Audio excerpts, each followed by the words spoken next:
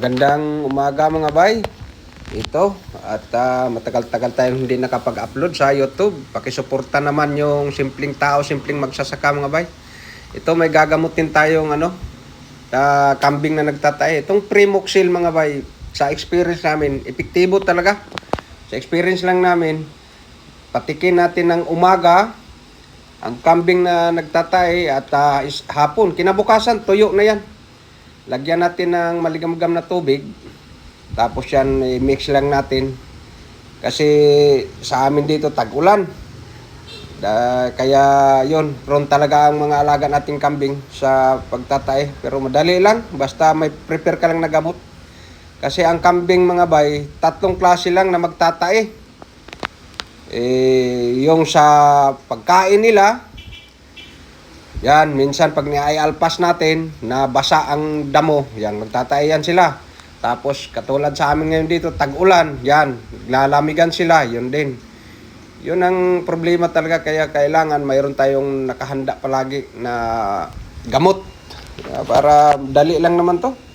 Pinakamatagal ng 3 araw sa amin, sa experience talaga namin, yung Primoxil. Pagka bisiro pa, 2 ml, painom namin. Pero pag malaki na, 4 ml. Epektibo talaga ito mga bay. Huwag lang nating ipainom na mainit. Okay mga bay?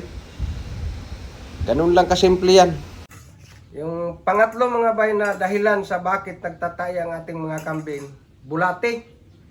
Kaya sa amin, sa experience namin, sa sitwasyon namin, bihira lang kasi monthly kami ng mga bisiro. Tapos yung mga malalaki, pagkatapos panganak, anuhan namin, purgahin. Tapos yung bago magpasampa, purgahin din namin eh. Kaya ngayon, tag-ulan, may gagamutin tayo, mga bisiro naman. Okay mga bay.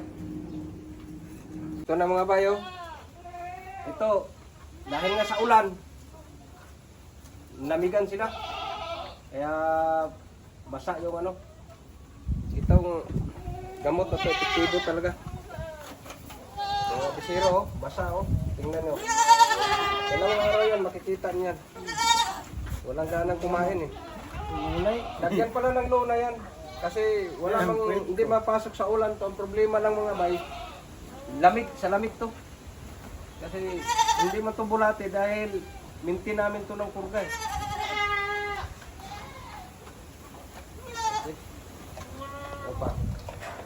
Ito pa, bisiro, yun o.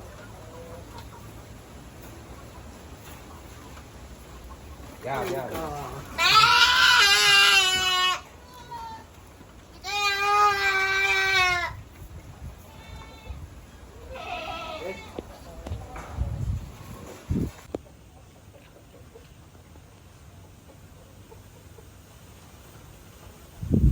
Vitamins, pamurga.